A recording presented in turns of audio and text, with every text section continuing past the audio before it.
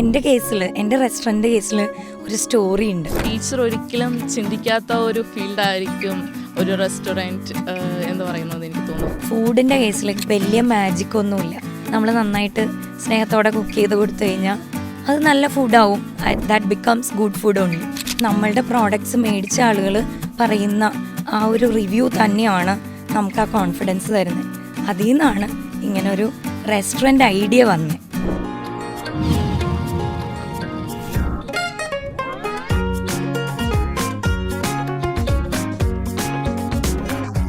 എല്ലാവർക്കും നമസ്കാരം. തെരേസിൻ ഡയറീസിൻ്റെ ഒന്നാമത്തെ എപ്പിസോഡിലേക്ക് എല്ലാവരെയും സ്വാഗതം ചെയ്യുന്നു. ഇന്ന് നമ്മോടൊപ്പമായിരിക്കുന്നത് ഡോക്ടർ ജെൻസി ട്രീസ. വെൽക്കം മാം.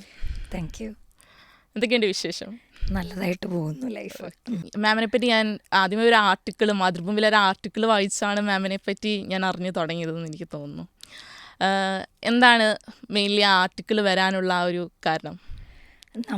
എനിക്ക് തോന്നുന്നു എൻ്റെ കേസിൽ ഞാൻ ജെൻസീസ് ഗുഡ് ഫുഡ് എന്ന് പറഞ്ഞിട്ട് മുളകാട് നമ്മൾ ബോൾഗാട്ടി അടുത്തായിട്ട് ഒരു റെസ്റ്റോറൻറ്റ് സ്റ്റാർട്ട് ചെയ്തിട്ടുണ്ട്. 3 months കഴിഞ്ഞു ഇപ്പോൾ സ്റ്റാർട്ട് ചെയ്തിട്ട്.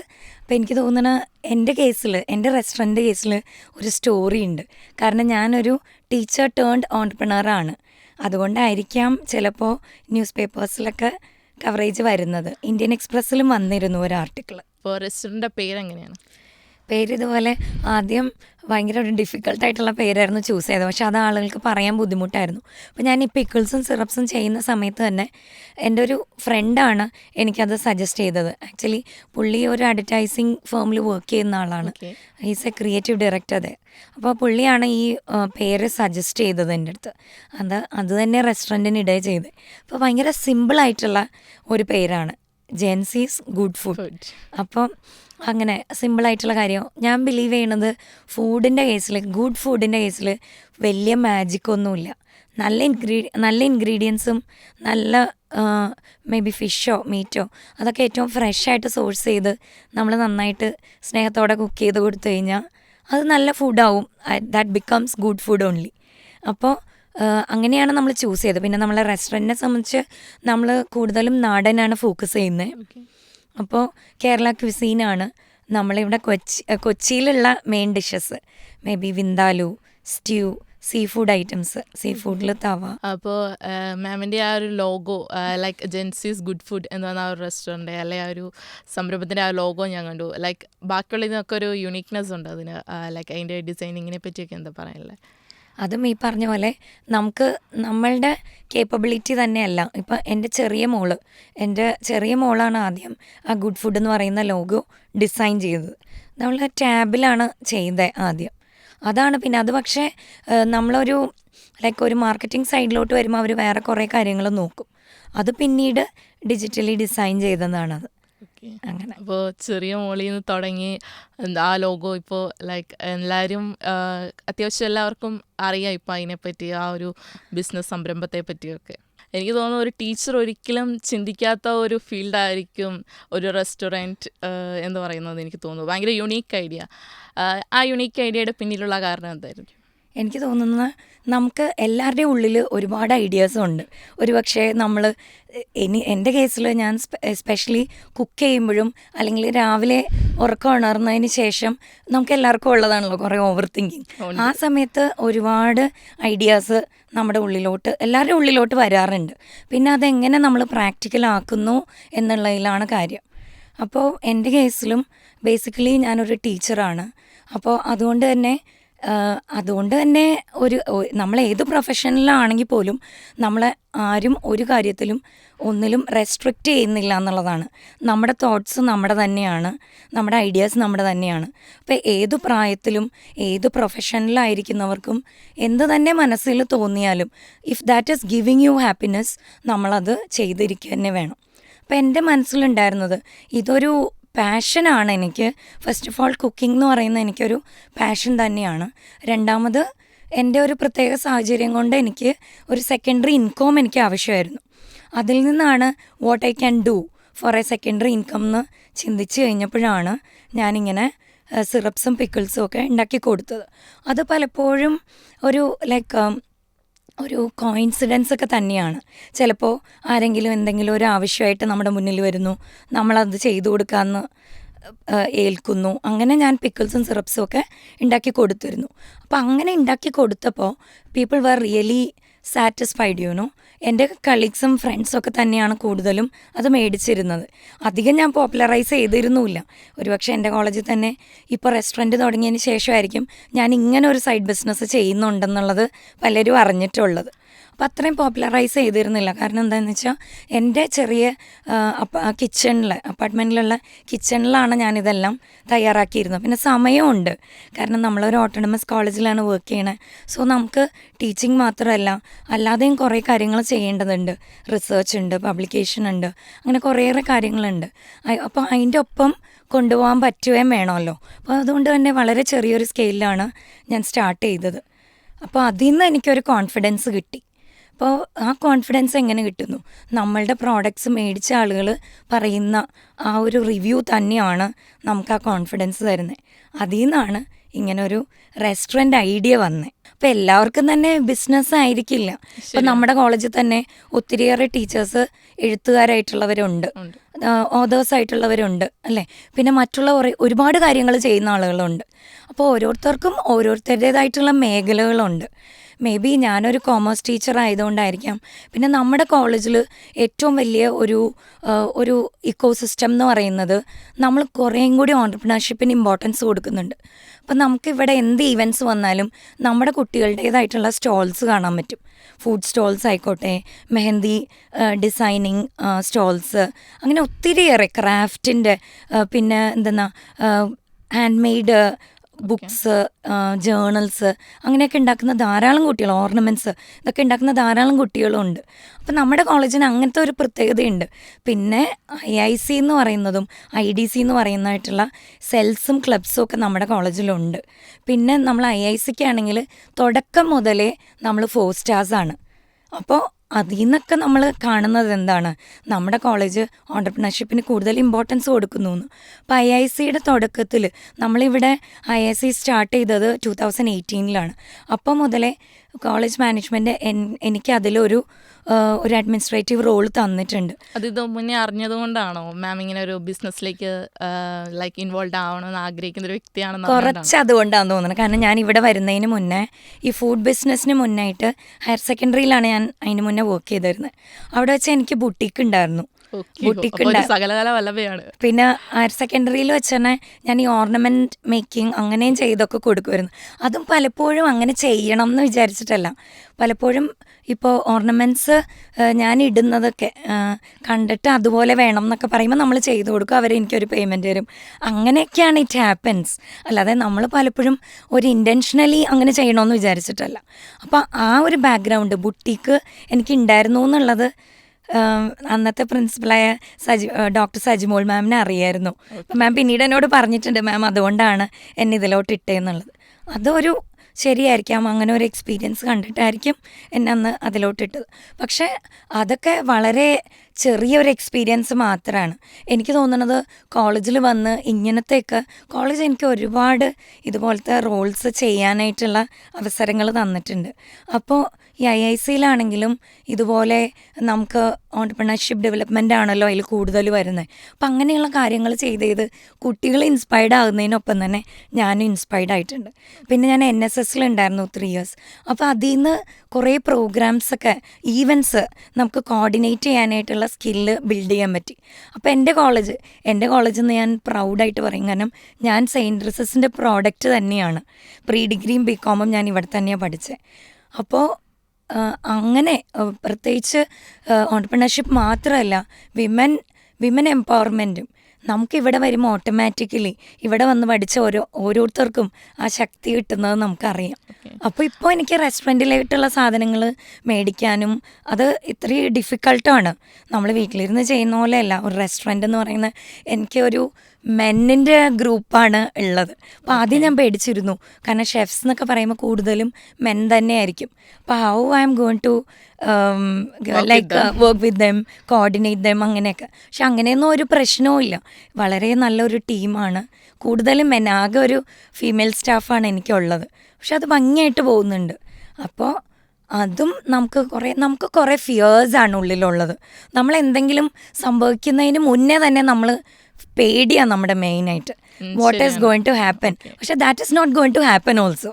That is not going to happen. നമ്മുടെ പേടികളാണ് കൂടുതൽ നമ്മുടെ ഉള്ളിലുള്ളത്. സെൻറ്റ് തെരേസസ് കോളേജിലെ അധ്യാപികയാണെന്ന് പറഞ്ഞു. ഏത് ഡിപ്പാർട്ട്മെൻറ്റിലാണ് മാം വർക്ക് ചെയ്യുന്നത്? ഞാൻ കോമേഴ്സ് എയ്ഡഡ് ഡിപ്പാർട്ട്മെൻറ്റിലാണ് വർക്ക് ചെയ്യുന്നത്. കൊമേഴ്സിൻ്റെ ഫീൽഡായതുകൊണ്ട് തന്നെ ലൈക്ക് ബിസിനസ്സിലേക്ക് പോകാൻ വേണ്ടി ലൈക്ക് ആഗ്രഹിക്കുന്ന കുട്ടികളുണ്ടാവും. അപ്പോൾ അവരോടൊക്കെ എന്താണ് പറയാനുള്ളത്? പേടിച്ച് മാറി നിൽക്കാതെ സമൂഹത്തിൻ്റെ മുന്നിലേക്ക് അവരുടെ ഐഡിയാസ് ഇമ്പ്രൂവ് ചെയ്ത് കൊണ്ടുവരാൻ. കോമേഴ്സ് ഡിപ്പാർട്ട്മെൻ്റ് ആയതുകൊണ്ട് തന്നെ നമ്മൾ കോമേഴ്സ് പഠിക്കുന്നതിൻ്റെ ഗുണം അതെന്ന് വെച്ചാൽ നമ്മളൊരു ഫിനാൻഷ്യൽ മൈൻഡ് സെറ്റ് നമുക്കുണ്ടാവും. പിന്നെ നമുക്ക് കുറേ നമ്മളെ പുസ്തകങ്ങളിൽ നിന്ന് വായിച്ചറിഞ്ഞ കാര്യങ്ങൾ. കാരണം നമ്മൾ ഒരു ബിസിനസ് തുടങ്ങുക എന്നതിനേക്കാളുപരി നമുക്ക് അതെങ്ങനെ കൊണ്ടുപോകുന്നു, ആ മാനേജ്മെൻറ്റ് ഇസ് റിയലി ഇമ്പോർട്ടൻറ്റ്. അപ്പോൾ കോമേഴ്സ് പഠിച്ച കുട്ടികളാണെങ്കിൽ കുറേ അവർക്ക് മാനേജ്മെൻറ്റ് അവർ പഠിക്കുന്നുണ്ട്, ഫിനാൻസ് പഠിക്കുന്നുണ്ട്, മാർക്കറ്റിംഗ് പഠിക്കുന്നുണ്ട്, അക്കൗണ്ടിങ് അങ്ങനത്തെയൊക്കെ പഠിക്കുന്നുണ്ട്. അത് കുറേയും കൂടി ഹെൽപ്ഫുള്ളാവും. കാരണം നമ്മൾ ഫിനാൻഷ്യൽ മൈൻഡ് സെറ്റ് നമുക്ക് എപ്പോഴും ഒരു ഇമ്പോർട്ടൻ്റാണ്. നമ്മുടെ 4 ഇയർ UG പ്രോഗ്രാം കഴിഞ്ഞ വർഷം ഇംപ്ലിമെൻറ്റഡ് ആയല്ലോ. അപ്പോൾ അതിൻ്റെ അകത്തൊക്കെ കുറേ പുതിയ കാര്യങ്ങൾ ഇംപ്ലിമെൻറ്റഡ് ആയിട്ടുണ്ട്. അതിൻ്റെ അകത്ത് ഇപ്പോൾ കോമേഴ്സിൽ നമ്മൾ ഓഫർ ചെയ്യുന്ന ഒരു കോഴ്സാണ് basic finance for daily life.